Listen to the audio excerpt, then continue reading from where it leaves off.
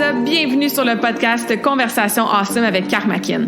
Mon nom est Claudia et ma mission avec ce podcast est de t'amener dans un monde d'inspiration, de découverte et d'apprentissage.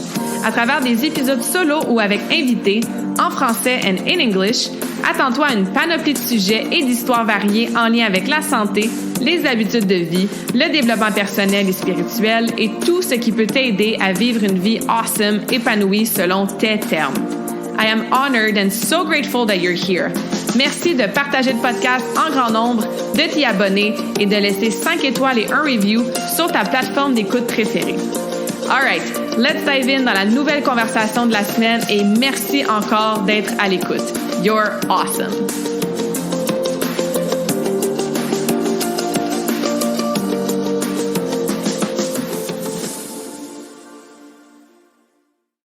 What is up, beautiful souls? J'espère que vous passez une journée awesome jusqu'à maintenant. Bienvenue dans la nouvelle conversation awesome de la semaine. Épisode plus court aujourd'hui. Bon, à la fin du mois d'août, avec le début de l'automne, j'avais parlé dans un de mes épisodes de podcast que j'allais commencer de temps en temps à faire des épisodes plus courts, en format plus comme anecdote, storytelling, inspiration du moment. Puis, bon, dans les 2-3 derniers mois, c'est pas vraiment encore arrivé parce que, bon, c'est sûr qu'avec mes invités, ça va toujours continuer d'être des conversations de minimum 45 minutes. À chaque fois, je trouve que ça passe donc bien vite puis que j'aurais envie de leur parler pendant 2, 3, 4, 5 heures. Et les épisodes solo, ben j'aime ça vous jaser. J'aime ça plonger en profondeur dans des sujets. Puis des fois, je me dis que ça va être court, genre 10-15 minutes. Et là, je regarde l'heure puis je suis comme, wow, ça fait 35-40 minutes que je parle. Fait que, tu sais, avant le podcast, je faisais des Facebook Live à toutes les semaines pendant 2 ans. Ça fait quasiment 5 ans, bref, que je fais du contenu de longue durée, fait genre 45 minutes et plus, à toutes les semaines. Fait que c'est mon sweet spot, mais de temps en temps, je veux commencer à vous offrir ce genre d'épisode-là comme aujourd'hui parce que je sais que des fois, on n'a pas le temps d'écouter un épisode de 45 minutes. Je sais que des fois, on n'a pas la capacité mentale d'aller en profondeur puis d'apprendre puis de prendre des notes sur un sujet précis. Je sais aussi qu'avec les 140 quelques épisodes de podcast et les 100 quelques vidéos que j'ai sur ma chaîne YouTube, il y en a déjà énormément de contenu awesome pour t'aider avec ta santé, pour t'aider avec toutes sortes de choses en lien avec comment tu te sens, comment tu vis au quotidien. Fait que de temps en temps, juste d'écouter un petit 10-15 minutes ici et là, ben ça fait du bien. Puis ça s'inclut souvent mieux dans une journée. Si tu aimes ce format d'épisode-là, ben laisse-moi savoir parce que je vais faire un effort d'en faire plus souvent et de pas juste faire des longs épisodes dans lesquels on rentre dans un sujet précis plus longtemps. Puis si t'es comme, non, moi j'aime ça t'écouter Claudia pendant 35, 40, 45, 1 heure de temps, ben dis-moi-le aussi. Tu sais, je fais le podcast, oui pour moi, parce que j'adore vraiment ça, faire le podcast. Oui pour mes invités, parce que j'adore avoir des conversations avec eux puis leur donner l'opportunité, en fait, d'être sur ce genre de plateforme-là, mais on le fait surtout pour vous, qui êtes à l'écoute de temps en temps, à chaque semaine, pour vous inspirer, vous éduquer, vous donner un petit boost awesome là, à chaque semaine pour que vous puissiez vivre une vie qui est plus alignée, qui est plus en santé et qui est selon vos termes. Donc, si tout le monde me dit, ben non, nous, on préfère de loin les longs formats, ben on continue avec nos 45 minutes et plus. Mais si vous trouvez ça awesome d'avoir la possibilité d'avoir accès à certaines conversations awesome qui sont plus courtes, comme celle d'aujourd'hui, ben dites-moi-le aussi. Ça va vraiment me faire plaisir d'avoir votre feedback comme toujours. Avant de rentrer dans la thématique d'aujourd'hui, la petite histoire personnelle que je veux vous raconter en lien avec mon premier chin-up, je vais vous rappeler que si tu écoutes ceci à sa date de sortie, donc à peu près à la mi-novembre, il y a 2 événements Karmakin qui s'en viennent. Alors rapidement, le 25 novembre, mouvement au féminin, samedi de 13h15 à 16h, en collaboration avec Marie-Reine, qui est une spécialiste du yoga facial dans le West Island, sur le boulevard des Sources, pour vraiment bouger notre corps, mais avec de la douceur, de l'amour propre, de la bienveillance, donnant à notre corps qu'est-ce qu'il y a de besoin pour de vrai.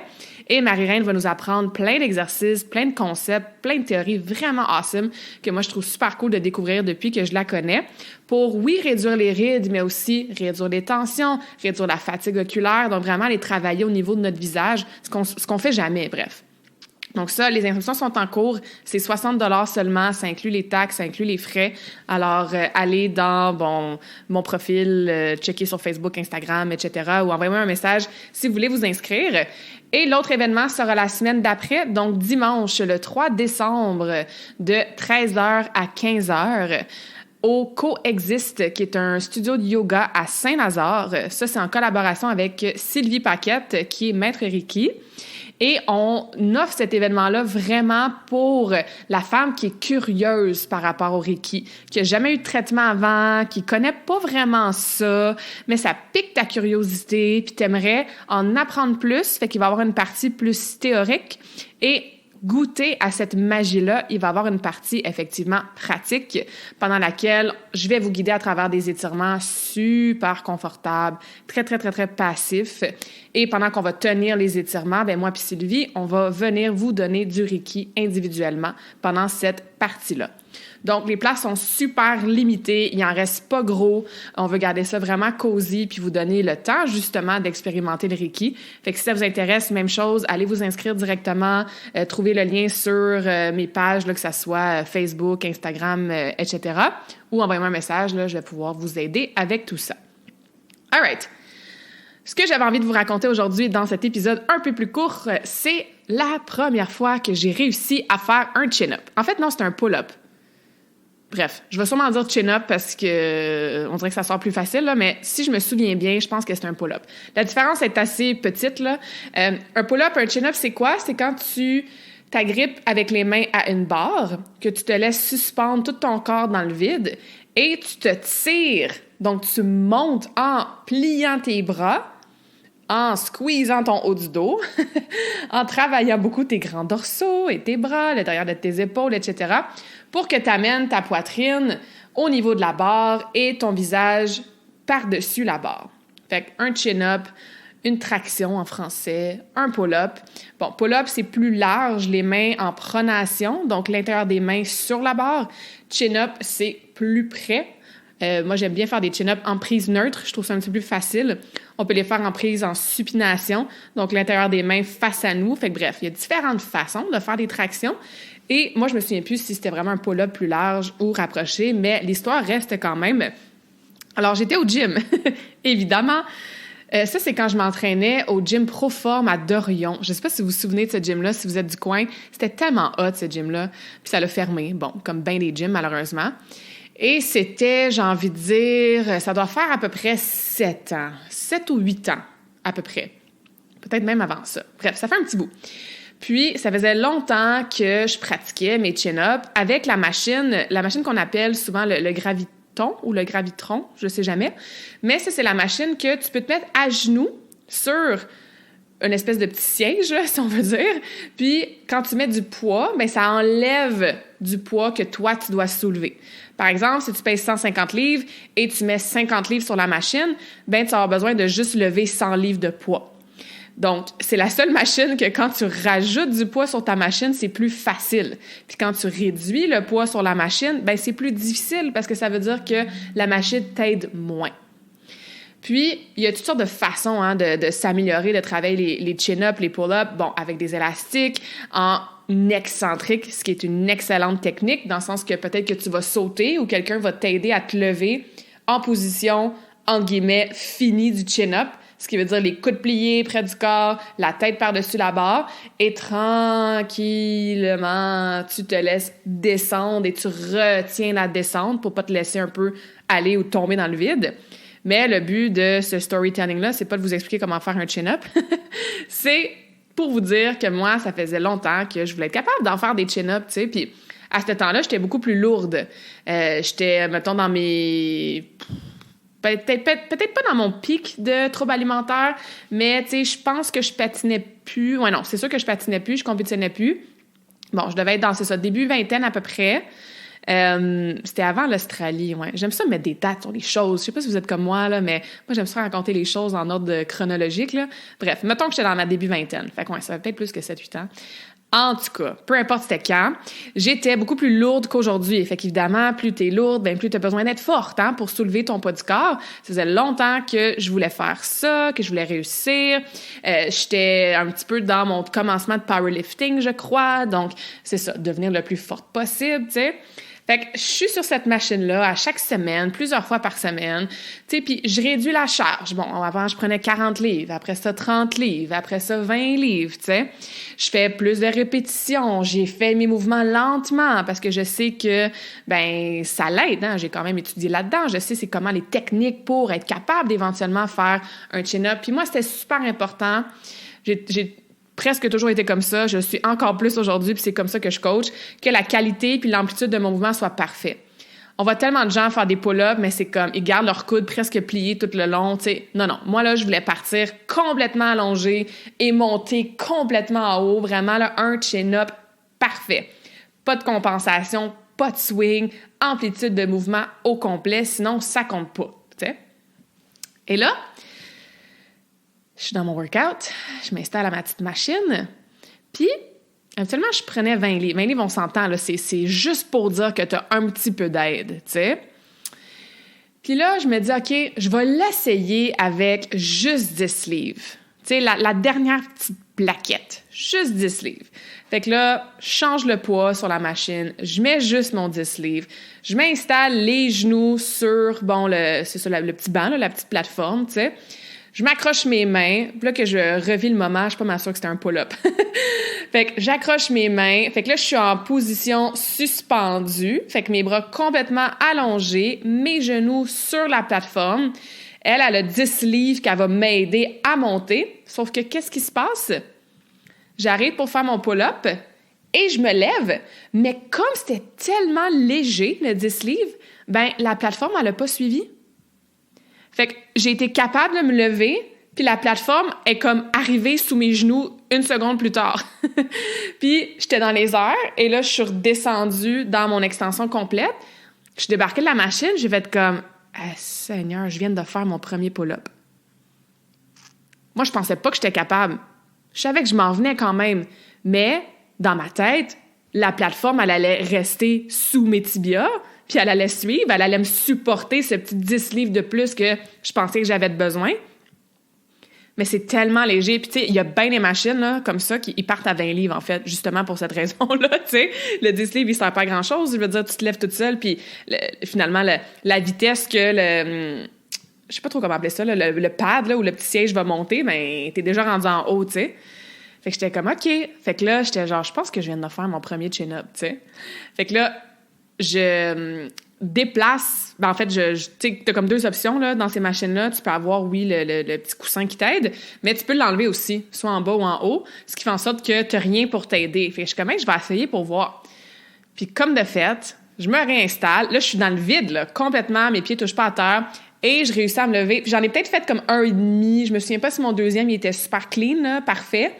Mais bref, j'ai réussi quelques séries de 1.5 chin-up ce matin-là. Et à moins de faire du volume, genre, mettons que je voulais faire 10 répétitions, ben j'ai pu jamais réutiliser la machine pour faire mes chin-up. Encore une fois, sauf si dans mes entraînements, je veux faire plus de volume. Pourquoi je vous raconte tout ça? Ben, vous êtes capable, mesdames, d'arriver à faire un chin-up, OK? Je sais que ça peut être intimidant. À chaque fois que je poste une vidéo de moi j'adore faire des chin-ups là, depuis cette journée-là. À chaque fois que je poste une vidéo, souvent quand je suis en voyage, puis que je sais que je m'entraîne un petit peu moins en force, ben ça, c'est mon exercice go-to là, pour tester si je suis encore forte, tu sais. Puis des fois, je suis comme « Oh mon Dieu, j'ai la besoin d'en faire 3 », tu sais. Mais à chaque fois que je poste une vidéo de moi en train de faire des chin-ups, j'ai tellement souvent des commentaires de comme « Oh my God, je pourrais jamais faire ça ». Ben sache que oui, c'est possible. On est capable avec beaucoup, oui, de travail, de suivre des exercices, justement, des techniques. Si vous êtes en processus de perte de gras aussi, bien évidemment, si vous éliminez 10, 20, 30 livres de gras sur vous, ça va être plus facile de vous lever. Mais on est capable. C'est plus difficile que pour les hommes, absolument. Mais on est capable de faire des chin-ups, OK? C'est juste que ça prend beaucoup de temps et de patience, puis tout d'un coup, mais tu le fais sans t'en rendre compte, puis t'es capable. Mais la vraie morale là, de cette histoire-là aujourd'hui, c'est que Il y a plein de choses que tu ne sais pas que tu es capable de faire déjà.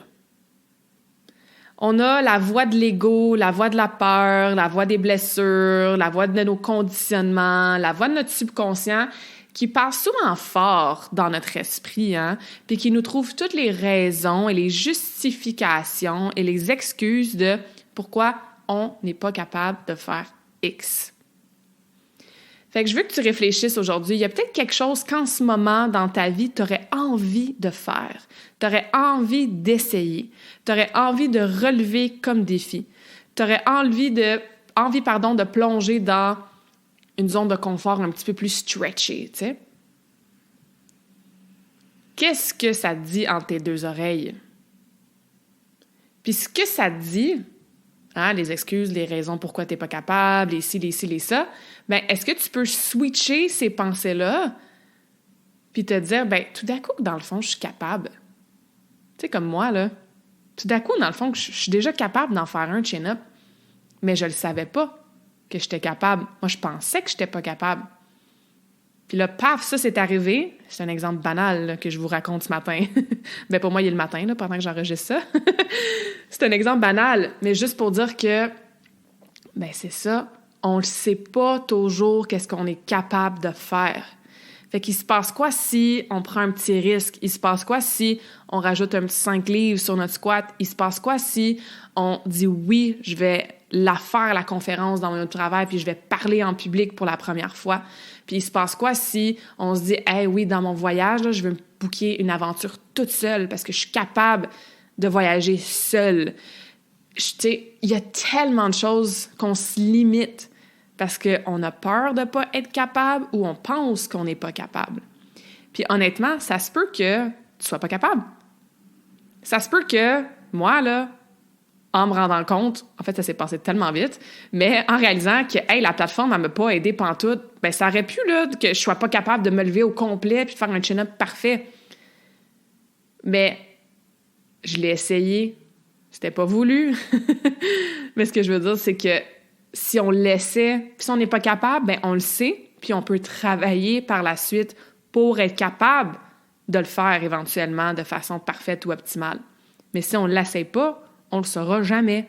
Puis si on l'essaie, ben ça se peut qu'on soit surprise.